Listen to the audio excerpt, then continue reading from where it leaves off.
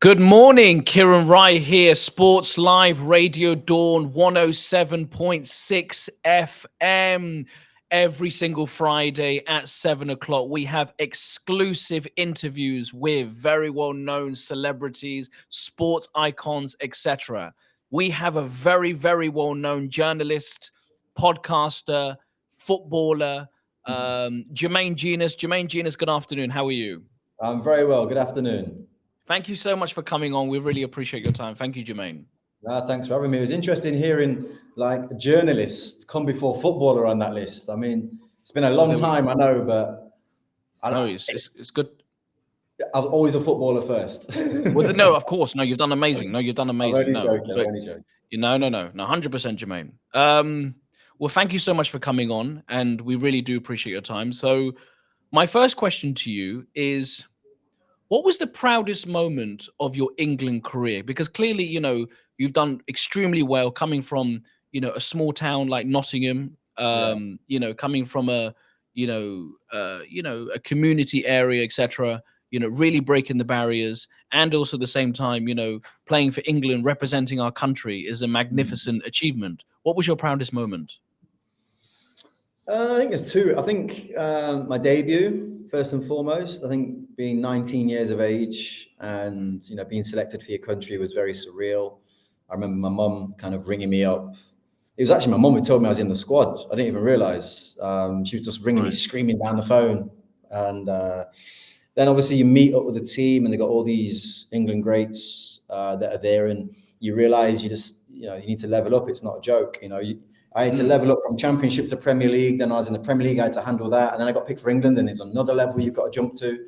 So I think making my debut for England, got an assist on that day and got man of the match on my debut was a special moment.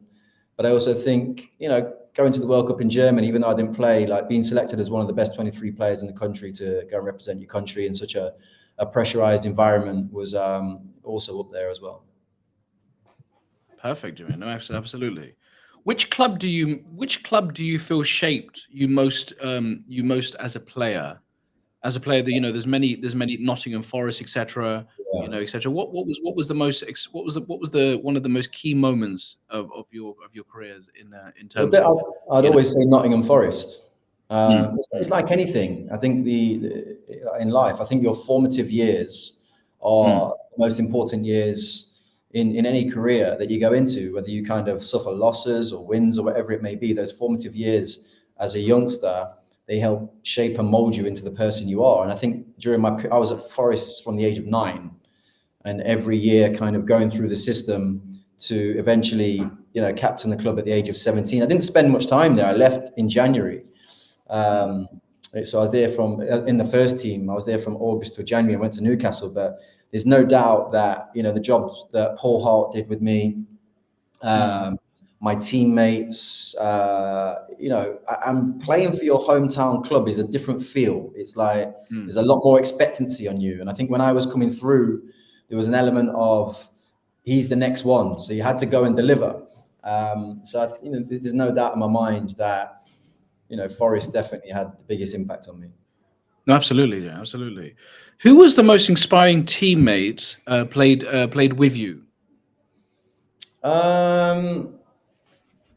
That's a tough question, that.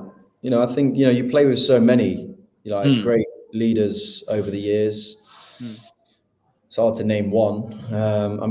During my time at Tottenham, Robbie Keane was always an inspiration. He was always somebody that was driving the team, pushing the boundaries. I think at Newcastle, we had players, like the late Gary Speed, Alan Shearer, Kiran Rai. All these people were very kind of players that had done things in the game for a long period of time, and players that you wanted to impress day in, day out in training. So it's a really tough question to pick. I don't think I can pick one, but there's a few that come to mind that I look at as kind of aspirational type characters in the dressing room. Absolutely. What was the best goal that you've scored that still makes you smile? Because as a footballer, you've always got them great memories. You've always got them memories that were inside, and you had that opportunity. What was a goal that you thought, hang on, that was an amazing goal that I achieved?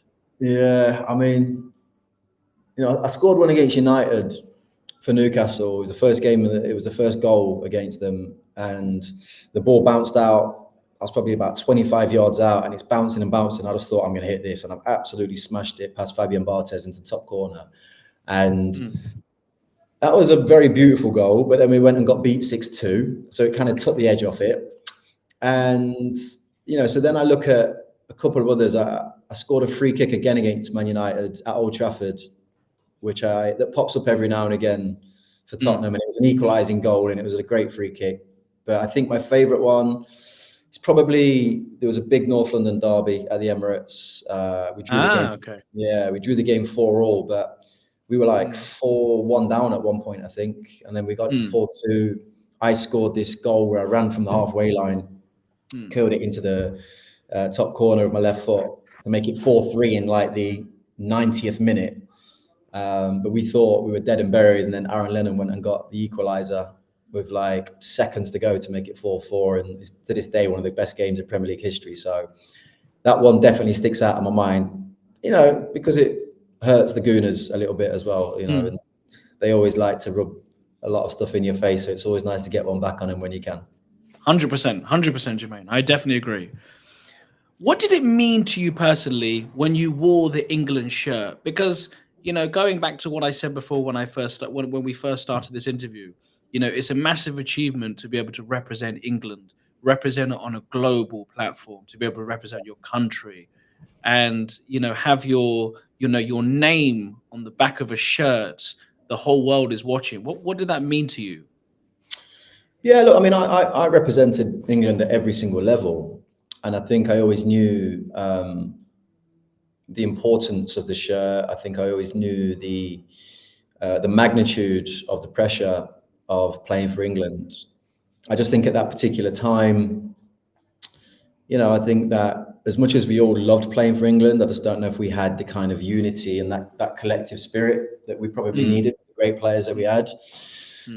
It definitely wasn't for a lack of wanting or trying or, understanding how much of an honor it is to wear the shirt. I think that, those moments are truly special. And I think you really savor them when you look back on your career and you realize, in particular in my era, when I'm competing with Paul Scholes, Steven Gerrard, Frank Lampard, Michael Carrick, Owen Hargreaves, it was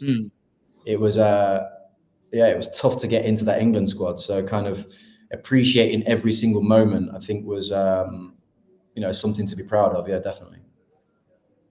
Absolutely.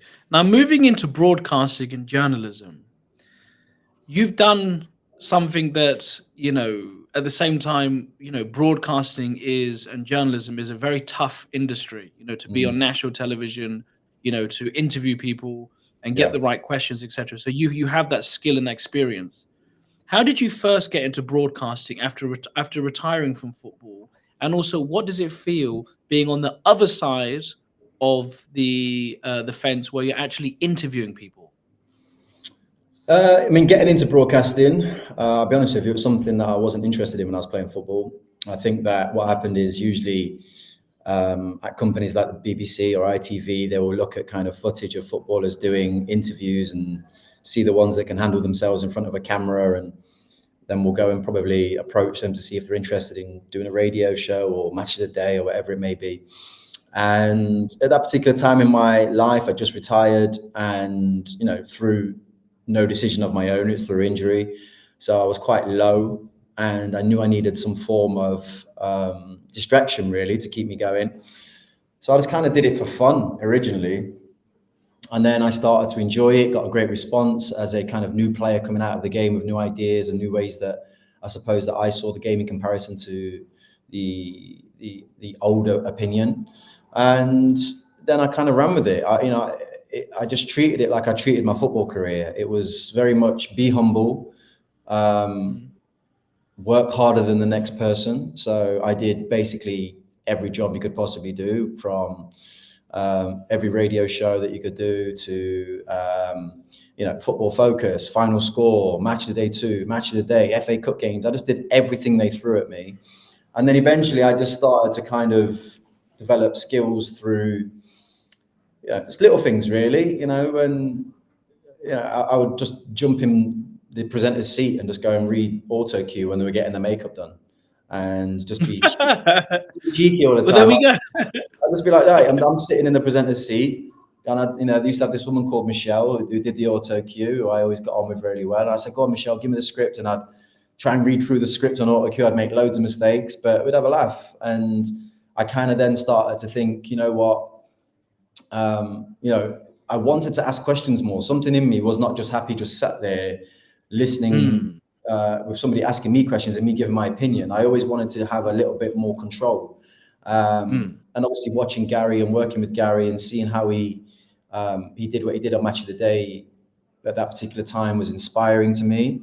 And then I just realized, actually, you need to be leading the conversation rather than just being asked the questions. So I made quite a conscious decision to go into presenting, which was enjoyable and a great experience. Absolutely. Now you host you host your own podcast with Derek Chisora. Yeah. It's a really excellent podcast. I actually follow your Yeah. work. It's really it's great interviews that you've got and Yeah. great Yeah. people that have come on. What's the most rewarding part of being a journalist and also at the same time hosting your own podcast? So yeah, I think like it was about 2-3 years ago now that I was feeling a little bit stuck in the world that I was in. And I always had this idea to then start thinking about creating my own thing. I didn't want to be in a situation where I was constantly saying, oh, can I get another contract? Am I getting another contract? And I needed to take control of what I suppose, built and developed over a 10-year period.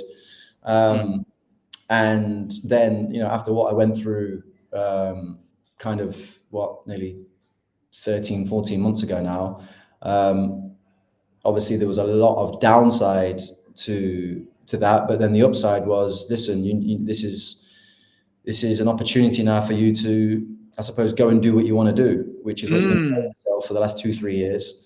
So go and do it. So I set up my own production company with a good friend of mine called James Burt.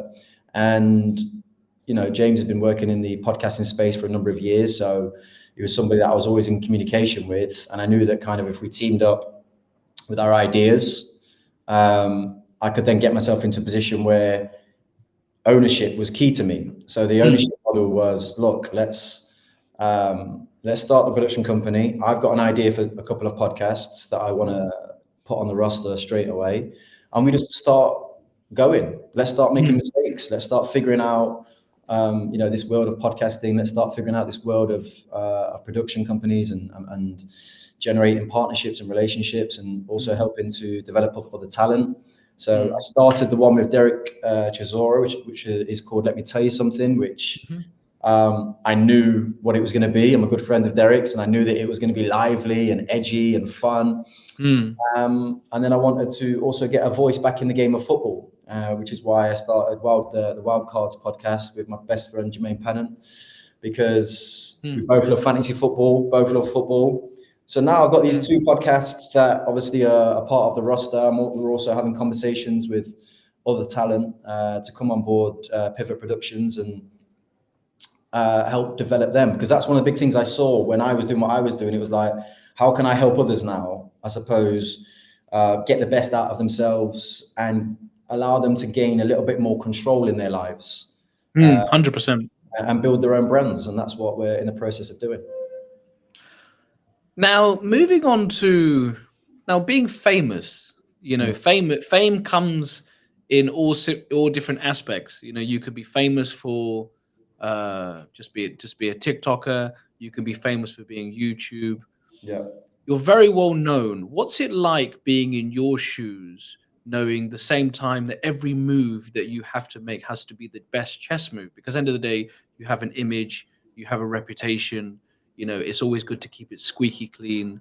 Some people just want to be famous for the sake of it. That's what I've learned. People just want to be famous. People don't necessarily, well, they do have talent, but they want the easy route without having to work hard. You've clearly worked hard. So what does fame mean to you? I never wanted to be famous. Fame was not something I was ever chasing. I wanted to be a footballer. And I think becoming a footballer obviously it put me in a spotlight. Then, post football, I was searching for another career, and that career put me probably even in an even bigger spotlight. Like fame has never ever been something that I've wanted. It's never been something that has ever bothered me, to be honest with you. And I think that the whole thing of perfection is just not achievable. I'm a human being, and the reality is, everybody makes mistakes. So when the highs are high, they're great, and when the lows are low, they're not great. 100%, I agree. For me personally, my kind of whole life has been on show. But if I kind of went into the mindset of thinking, oh, I can't make any mistakes, or I can't do this, or I can't do that, then you're not living.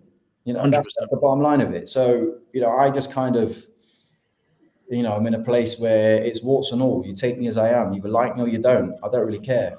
That's fair enough. My motto. And I try and be true to myself. I try and be as honest as I possibly can. I've clearly made mistakes in the past that I've learned from and I'm moving forward from. And I think that's what part of being a human is. We're living in a world right now where everybody wants to be Instagram famous and everything perfect. It's not real. Like a real person who's lived a lot of different lives, already at the age of 42. And I'm just trying to use those experiences to better myself, to help others, and just keep moving forward. So, I think the whole fame thing, it has its perks, 100%. It has its perks, I'm not going to lie, but at the same time, I've never chased it. It's just been a part of, who I am. The industry that you're in. That's fair enough. Yeah. If the world thought differently, doctors would be famous. Or, no, 100%. Yeah. So, but it's just the way the world thinks. I want to be a footballer. Or with eyeballs on footballers. It's like, okay, hi, I'm famous. So who cares? It is what it is. That's fair enough. That's fair enough, Jermaine. What's your opinion about social media? Because social media is a very powerful tool, as we know in this world. Yes, it can be censored. Yes, it can also, you have to be careful in what you say. Yes, at the same time, people, will make a YouTube video and, do certain things. Power of social media is growing very fast. What do you think about social media, and where do you see social media going in the next 5 years to 10 years? I really enjoy social media. I think it's been an adjustment for a lot of people, I suppose, from my era and before. But I've also got, 3 daughters and a son who are very, very good on it in terms of it's just second nature to them. I think my generation, I was born in 83. We're more the people that will get a post together and then look at it and go, maybe we shouldn't do that. Whereas what I've learned in particular over the last year is in particular from a business point of view anyway, just keep posting. Like whatever it is that you find at that particular time is like with my podcast, for example, I just flood it. Just keep flooding the content because that essentially is what people want right now. And there's always different trends. There's always different trends in social media that is happening, whether it's on TikTok or it's on Instagram or Twitter. They're like different planets that you live on. Like I don't really go to Twitter very often. I go there for information. I don't really, I'm not really a big let me go on Twitter every day because that place can be a little bit rocky at times. I agree. I find Instagram is a much more kind of softer landing place where people are trying to be creative. There's a lot of people trying to be positive, and also the algorithms, they'll throw at you what you're searching a lot of the time. You've always got to be careful with social media, and that's what I'm always trying to teach my kids. I'm not one of these parents that's like, don't do this, don't do that. Like social media is not going anywhere. It's going to be around for years. And I think that also, over the next 5-10 years, brands is where it's going to be at. How do people build their own brands to, host things on their own platform, whether it be, a skincare product or some clothing or podcasting or whatever it may be. The reality is, I think that the world is so difficult for people right now that if you can be brave enough to post that video or speak about something that is on your mind, you never know what's going to happen. And I think that is the beauty of social media. It's just weirdly, it's like a failing process. The more times you fail, then you're going to just land on something that works. And I think that, in the next 5 years, I don't know what social media is going to look like. You've got so many things coming into the industry now with AI accounts and all this crazy stuff. And it's pretty scary. And I think if you think that far ahead, you'll just consume yourself with worry. So AI is very scary, Jermaine. Well, it's scary, but It's it's so, also it it's could be, scary. But then if you look at it from like a medical point of view, it could be absolutely life-saving for a lot of people. So again, it, it's all depends on the angles that you look at things. yeah, but the thing is, and it's a great sentiment you said there. But in my opinion, like AI can be also, yes, for medical thing, 100%, I agree. Yeah. But some people use AI for the wrong reasons. Yeah, but that's like that. If you look at like where we've gone since social media has started, right? Hmm. Essentially, with everything, there's a positive and a negative. There's, with Mm, everything, yeah. oh, here's some likes. Oh, that's great validation. Someone liking. Oh, on Mm, the other side of that is trolling and racism and the ability for anybody to reach me whenever they want to reach me. So it's mm, like this yin and yang thing. It's just that there's, as there's more technology and layers getting added to social mm, media, there mm. is going to be huge positives and huge negatives. And obviously, I don't know where it's going to end, but it's essentially all you can do is do what's best for you. And if it's Yeah. not a space that you feel comfortable in, then don't be on it. Yeah. 100%. I Bottom agree. line, just don't be on it. Yeah. So you got to do what's best for you. Yeah. That's fair enough. I also think, you speaking about, diversity. Diversity is, diversity needs to, diversity has improved for sure in Mm. different aspects in different industries, but there's room for improvement. That's what I feel. I don't know what you think about that. Yeah, I think there's always room for improvement. I just think that Mm, you still got to qualify for the job. yeah. I don't think it's like Mm, I'm not into this box ticking stuff. If I'm honest with mm, you, mm, I don't think that we should just be diversifying for the sake of diversifying. I think it's about yeah. opportunity, Mm, and I think that there's no doubt in my mind that if I'm sat around like a boardroom of a table, and I'm seeing a different mix of cultures and religions and races, and men and women around the table, then in my mind, yeah, I would feel more comfortable that everybody's different level of upbringing is going to come to a better solution than just a bunch of white people around the table or a bunch of black people around the table. Because mm.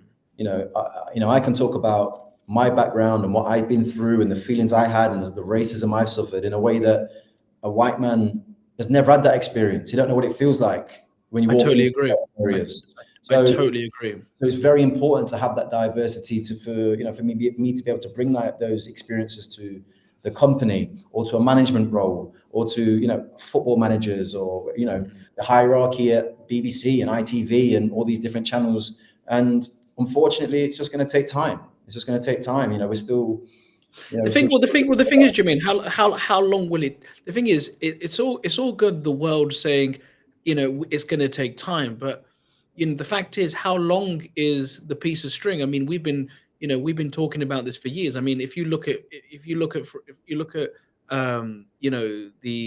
they're irrespective of Asian footballers, Indian footballers. There's not many Indian. They Yeah, don't but have any. that is that more of a cultural thing than it is to do with the game? Is that not more to do with maybe how in the Indian community how those families are brought up and what their beliefs are and what they believe their sons and daughters should grow up to be, rather than actually the game saying we don't allow any Indian footballers into the game? Because in my experiences of friends that I have, how they were raised, football is not a safe place to go. It's no stability in being a footballer, so Mm, therefore you're going down this road. So I think that's more of a cultural issue. I think if you look at football as a sport, the diversity in the game on the pitch is as vast as it's ever been. I think from a supporter's perspective, now it's a global product, it's as vast as it's ever been. I think visually, when you watch games of football, there's more women on I suppose, presenting and hosting and being pundits in mm, football now, which, mm, in my opinion, is a good thing. A lot of people have a negative thing to say about that, but essentially, I know if I'm sitting down watching a game of football with my daughter and they see a woman on TV, they're like, "Oh, like she's like me," and maybe even if the woman in question is talking absolute rubbish. It doesn't matter. So do the male pundits sometimes talk a load of rubbish. It's more to do with the visual aspect of how important it is for the younger generation to see these different things, to know that mm. everything's achievable. I don't want to just sit on the sofa and watch a bunch of old white men talking about football. Right? I didn't want to see that when I was a kid. My hero was John Barnes. Like I watched Mm. John Barnes get bananas thrown at him when he's running down the left wing. He inspired me to be a footballer. And those are the little kind of like sparks that kids need. So diversity, I think, in terms of football is But definitely. also, you know what but also sometimes when you have these barriers, like people say, like there is diversity. Clearly, there's diversity issues in football. There's diversity issues in At the journalism. top, right at the There's top, Chris. right, of course, 100% Yeah, in in newsrooms as well. Let's of just course, be yeah, honest I've with seen you. it. Yeah, In newsrooms, like when I work for, I'm not going to say that. But what I will say is when I work for, some Pacific companies, I didn't see many Asian people. And mm. it hurt me because I was like, hang on, yes, it was great to be there, representing, well, I wasn't representing anyone, but I was representing, myself in a way. But it also affected me because I was like, hang on, actually, irrespective of that, it was, it was, it was, it is disappointing. I don't know how to say that. Yeah, It's disappointing I because know what you're saying. we shouldn't be judged on the basis of a skin color. We should be judged on the basis of someone's intelligence and someone how they act, not on the way that But if you're in a I think building, the way I always saw it a different way personally. Like if I go into a room and I don't see many people that look like me, then it's my job to lead. It's my job to be the 100%. one that breaks through. It's my job to be the one that kind of goes, I'm here. This is what I do, and I'm going to break open this door for everybody else to follow. I went into many a dressing room. I mean, even when I think back to England, like I suppose the first England team that I ever watched was properly Italia 90, right? 1990. And I go through that team. Paul Parker at right back, Des Walker centre half. I think Colton Palmer might be in the team, and John Barnes was there. Don't think Wrighty made Italia 90, but there was a very select group of players around that era that was playing football that was like, even if I went a little bit further, Andy Cole, Ian Wright. But then like in terms of like Paul Ince was one of the big ones. But if you look at that, like mixed race footballers, which is the demographic that I sit into, I think the very first mixed race footballer that I saw playing for England was probably Rio, Kieran Dyer, but then even if you go even deeper into it, like black players were always were always looked at as athletic. They wasn't looked at as the brains or the quarterback in the team. It was always, they're very quick, they're Mm, very fast, they're very strong. Now, mm, I was, probably one of the very early mixed race footballers that played centre midfield for my country.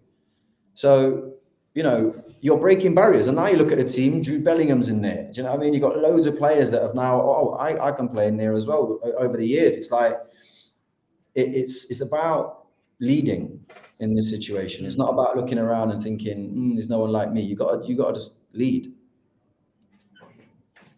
Yeah, it is. It's a very interesting points that you say. Yes, it's about lead, but also sometimes when, like I said before, when you have barriers in front of you, does it deflate not confidence, but does it take energy away?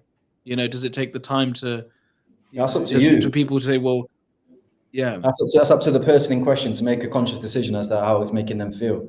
I think if they mm, say that's making me feel negative and makes me go quiet and introvert, I understand where they're coming from. And mm, I've seen those barriers to access quite clearly, and it can be demoralizing. mm, Um, mm. but potentially they'll have to sidestep, go down a different road. I'm starting my third career and still trying to make it. It's just part You've and done parcel. amazing.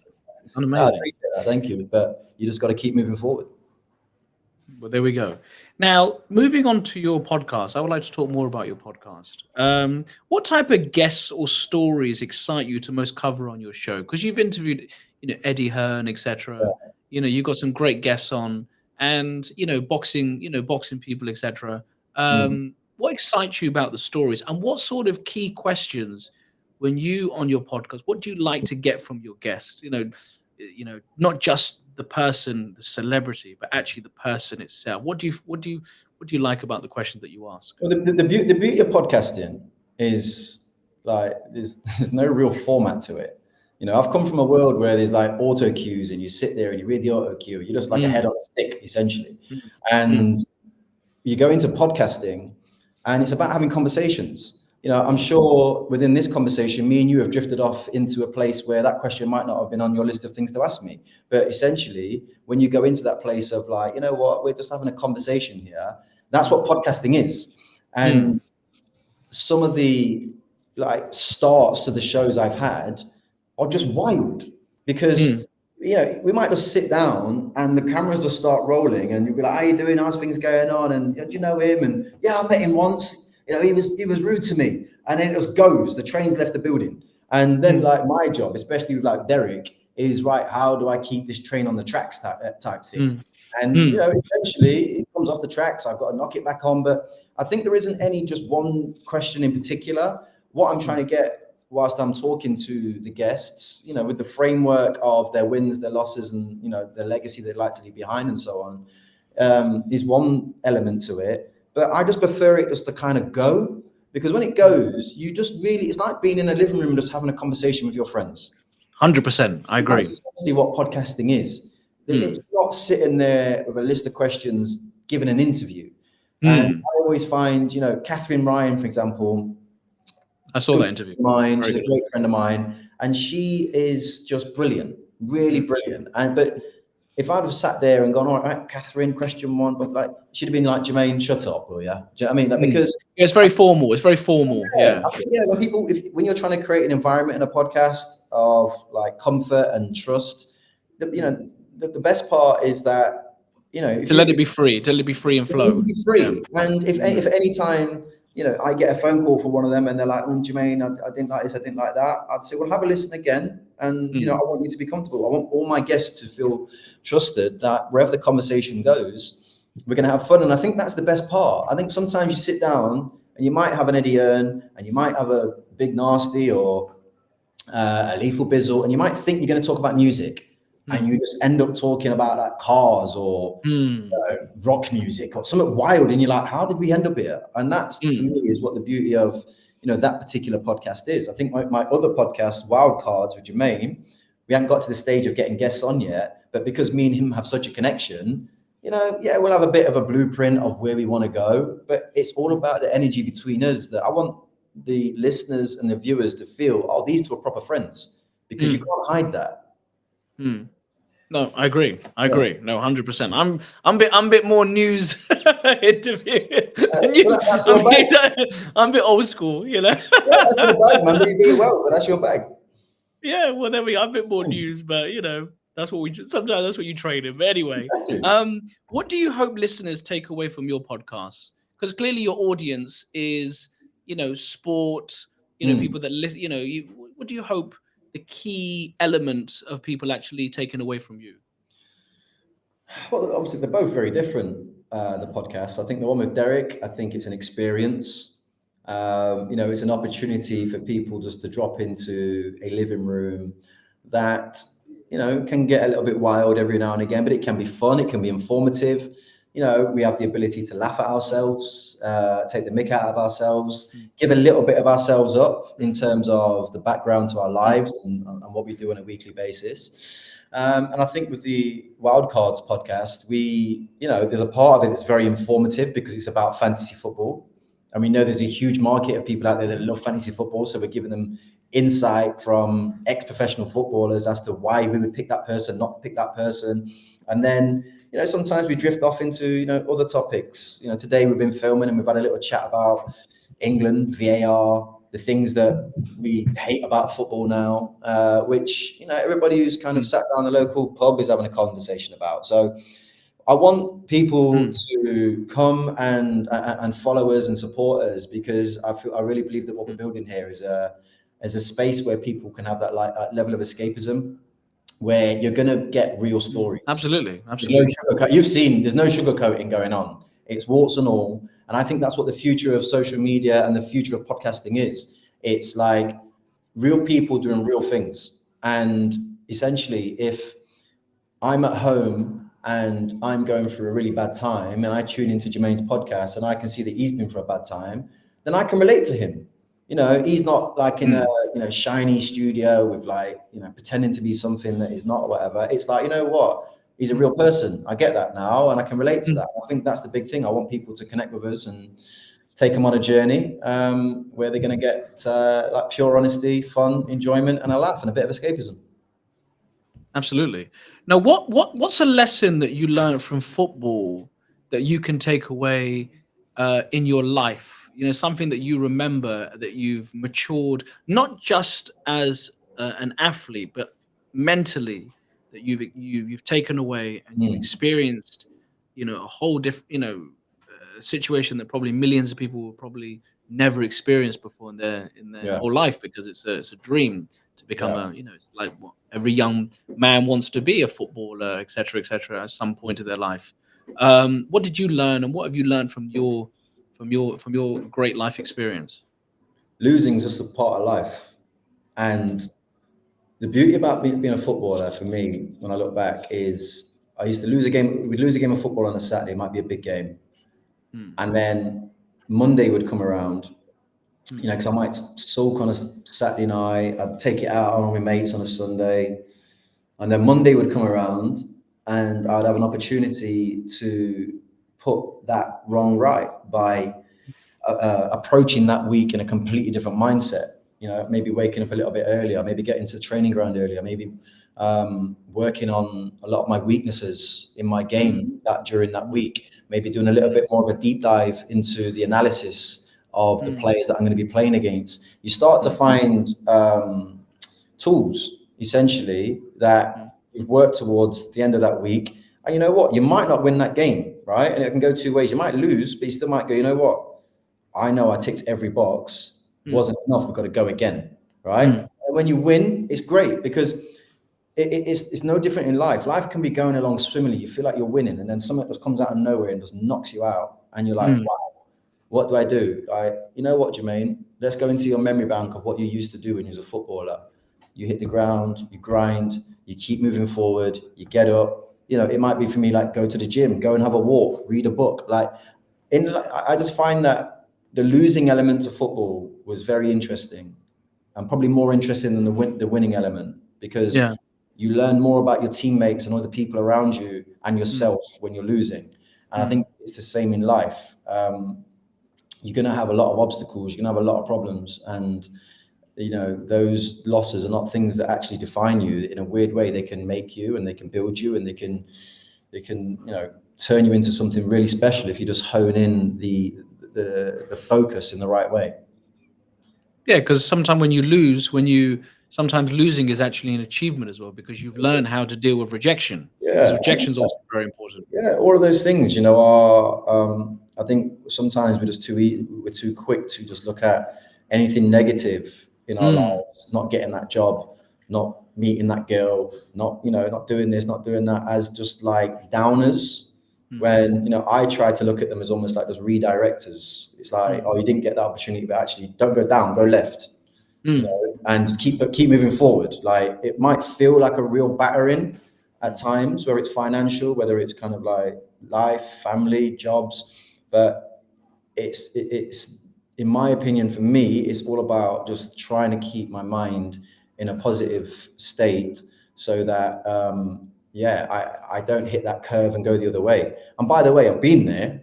mm, I'm not sat here saying I've never gone down that road. When I retired, I was low, and then I mm, figured it out and came back up and started moving forward. mm, Recent, happenings in my life, low, initially really low.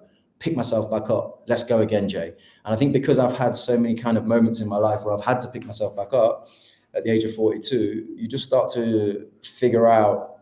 Are you happy with your life now, Jermaine? I mean, you've Yeah, clearly look, done well. yeah, Are you settled down? Yeah. yeah, I'm very happy. Yeah, I think that, like, there's elements to it that still need figuring out, but Mm, um, I think that uh, the challenges ahead are something that gives me a reason to get up every day. And I've always quite liked that element of proving people wrong. I've always quite liked that element of, I've got a big challenge here and I've got to climb this mountain, mm, because otherwise it can just be a bit mundane. I've got a lot of doubters that I don't feel like I have to prove anything to, but I mm, could really convert that in my mind to use it as fuel. to help me go and achieve what I'm going to go and achieve, because I'm going to get there. And it's just, What is your end goal? Your end goal. Now you're 42. yeah, What is your end goal? And to say, yes, you'll say you're happy, but as human beings, we always want more. I've noticed that. Regardless, you get one sweet, and then you want the other sweet, and then we want the other sweet. It's the same. yeah, I'm never content. I always want more, but I need to learn how to step back and go, okay, yeah. you've done the best you can. Where is the end goal for you? I think that, like, I actually don't think there's anything wrong with wanting more. I just think that you'll know when enough is enough. Mm, Um, I don't, when I say like I want more, I don't want more things. I'm mm, not looking for more objects. mm, I've had beautiful houses. I've been all over the world. I've drove beautiful cars. The things are not the things for me. It's not what I'm focusing on. It's achieving things and mm. proving things to myself. So, this production company, I want to build into a media empire. I want to be helping the next generation. Nice, I want to be helping the nice. next generation of, um, footballers and artists and people that want to come to me to help bring their creative spirit to life. I want to be able to Absolutely. help guide and shape people and help people build brands. I want to help people be their own bosses at at my production company. And I definitely believe that that's exactly what I'm going to do. And I want to be able to look back in 5-10 years time in a So can nice. you tell our viewers and our listeners about your media production company? And we've talked about your podcast, but where your ventures as a media No, look, production. look. We started the production company about 6 months ago now. It's called Pivot Productions. Brilliant, With myself and James Burt, brilliant. who has had a huge background in podcasting already, and with my background, obviously within the media, working in the media for 10 years. We're literally setting about the industry to go out there and compete and be a place, like I said, for a lot of different influencers, creators, Mm, could be pundits, it could be anybody in the media that mm, feels like they want to go somewhere and have a lot of creative freedom, along with advice of people that have been in the industry for a long period of time, mm, to help them create their own brands and have that freedom of speech and create their own shows. And because I've been there, when you're working for a load of shows, great, it's fun, but you do feel a mm, little bit like, oh, I'd like to do this, I'd like to do that. mm, And we're already in the process of flushing out some ideas for a friend of ours who used to work on Sky Sports, mm, a woman who has felt a little bit not just trapped, but in a little bit of a space where she just feels like, I don't know how to go and I don't know how to get to that next level again. mhm, And even working with her has been a really, that's a really cathartic and enjoyable experience mm, of watching somebody who I felt, from the first meeting, I used to say to her, like, her mind was like just a whirlwind, loads going on. And I was like, wow, you've mm, got a lot of ideas, but we need to slowly throw mm, a few away, slow you down, and just mm, settle you down. And you don't realize that how many people in this industry are feeling, huge levels of anxiety about putting themselves out there. And I'm just trying sure, to give people a sure. safe space to, be as creative as they want and create a life for themselves. Absolutely, Jermaine. Now, being from Nottingham, born and bred here, and myself, there's always great advice that you especially can give advice to young people that want to follow like in your footsteps, to change their life, change their stars. It doesn't necessarily have to be a footballer, but it can be anything they want to do. What advice would you give to, what advice would you give to young people? But what advice would you give to young people in Nottingham and the UK, of course, that also want to be footballers, that way forward now, how to be scouted, how to work with the right people, keep your head up high. What advice would you give? I get asked this question a lot about, what did you say to my son about, being Mm, making it a professional footballer? Look, there was no blueprint to become a professional mm, footballer. You either want it or you don't, mm, and there's a lot of luck involved. mm. And I can only talk to my experiences. I Yes. felt like in my life at that particular time, when I look back, I mean, geez, I must have looked and sounded like the most arrogant kid on the planet. But I had no doubt. I had no doubt in my mind that I was going to become a professional footballer. I don't know whether it was the environment that I was in. I don't know whether it was the belief I had in myself that maybe my parents instilled in me, the work that I put in. I just knew I was better than everything else around me at my age. And that was maybe created through lack sometimes. Like my mum couldn't take me on some holiday. We couldn't afford to go on some holidays. So I'd always be running and doing fitness and playing football. You know, I was dedicated. Like when people say they love football, it's like, okay, like I like playing at the weekend. I like going to training. Like if I wasn't playing football on the street, I was rolling up balls of socks and playing football in my house. It was an obsession. Brilliant. It was just an obsession for me. And I think you have to, if you really, really love something that much, you'll get there in some shape or form. You know, I think when it comes to like young people wanting to just achieve things in any walk of life, one of the big things I always thank football for with me is it gave me the ability to travel and see outside of the walls that was kind of created around me. It was like, I remember going to the city centre in Nottingham and being like, wow, whoa, this is crazy. And then, you know, I had a match in Birmingham once and I was like, what's this place? This is, I've been to Birmingham. Then it was like London and you're like, whoa, like everything's a lot bigger than I thought it was because all I knew was my estate. I couldn't get off the estate at one point. So I think, yeah, I couldn't. And you know, and I still love the estate. You know, I love Clifton. My mum, my family's there, my sister's there. You know, I've got friends that still live there. And, you know, they wanted to stay there. Whereas the minute I kind of started looking around, I was like, I want to go. And yeah, 100%. I think Nottingham is, no, I think Nottingham is a great city, but I think if you are ambitious or you have a dream, there's more dreams outside of Nottingham. But at the same time, Nottingham is great, as I said before, for family. You know, if you want to settle down, children, etc. You know, I think instead of dreams in Nottingham, I just think the experience of traveling and seeing other people and meeting different people and seeing maybe a different way. If you come back to Nottingham with that idea, you'll be much more well-rounded than you would be if you just stayed in the same place. 100%. It's expensive to travel. It's not easy to travel. You know, like I said, I was very fortunate that I got to travel with football. But in terms of advice, you know, you just gotta. People have to. Do you like London? Do you like London now? You like living in London? I love London. Yeah, I love it. I mean, I've been here 20 plus years now. You know, my family's so standard for this is normal for you. Yeah, that's it. Yeah, like my kids are here. You know, my ex-partner's here. My life is here now, and London moves quick, and I like the pace to London, and I like the opportunities that you have when you live in London, and the people you meet, the random just people you meet in this place is something I like, and it helps with business. So yeah, I'm very happy here, but I do obviously miss home. Well, there we go. And then there's Nottingham will never go. Nottingham's never going to go. Nottingham will never go. And I'll always have the opportunity to come and see my people back home, always. Absolutely, absolutely. And my last couple of questions for you, Jermaine. Now, what is the next project you're working on that our viewers and our listeners would like to know about? You know, yes, you know your media production company, etc., and your podcast. What are you know, what's something that you can tell us that you're planning to launch or planning to, you know, your next guest or, you know, something that you can give us that you know, something that would be nice to for our viewers to listen to? Honestly, 100% of my focus is on exactly what we spoke about right now. Brilliant. I think that, you know, the whole idea of, I do have other business interests. There's no doubt about that.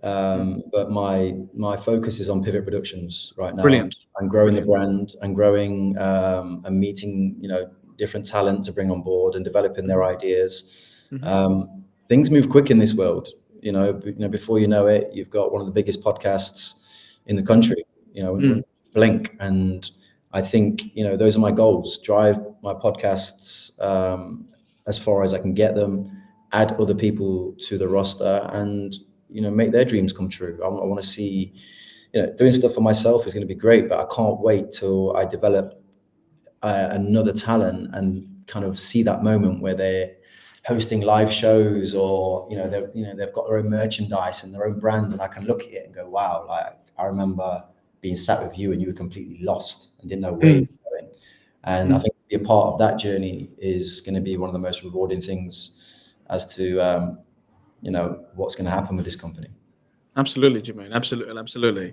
And in terms of heroes, who's your hero in your life? It doesn't have to be a footballer. Actually, it could be a footballer. Someone that you look up to that has given you the maturity and the intelligence for you to move on. And someone said, "Well, I want to be like that person." No, look, I've always said my mum. My mum has always been my hero because I watched her struggle. I watched what she went through raising a young man, and when I look back now, it gives me chills because I'm like, how did you do that? Because there's no money in the pot. You raised me with love, happiness, education. You gave me amazing experiences, and you did it on a shoestring. I don't know how you did it. And also, like, now I'm a parent now of 4 kids.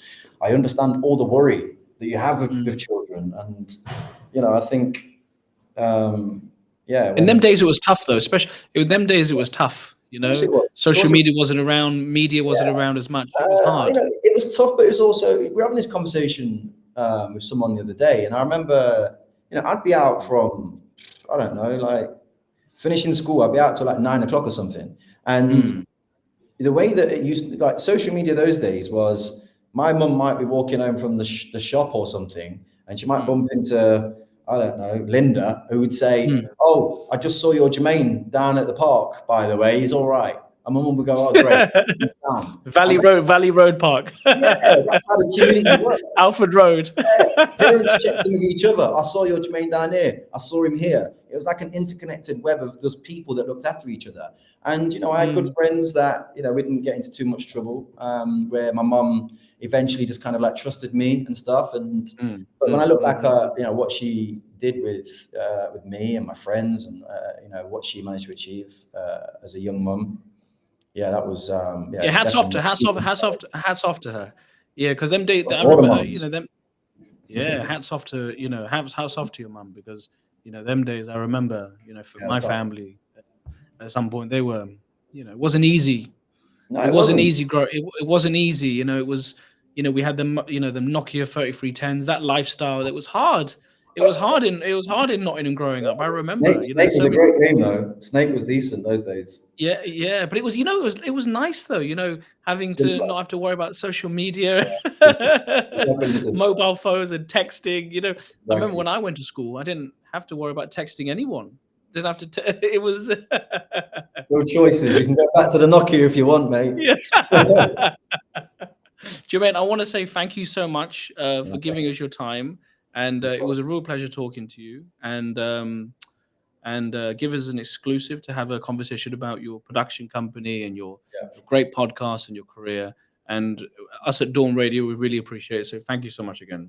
Thank you very much for your time, Joe. Thank you, Jermaine. Really appreciate it. Thank you. Bye. Ciao, man. Bye. That was Jermaine Jenas on Radio Dawn 107.6 FM. Exclusive interview. Call this number 01158411 Call us in, have a conversation with us. Every single week we have exclusive interviews with top footballers, athletes, etc., etc. Jermaine Jenas, very, very well-known footballer in Nottingham and also in the UK. Broadcaster, journalist, exclusive on Radio Dawn. Sports Live with Kiran Rai every Friday at 7 o'clock. Stay tuned and see you guys next week.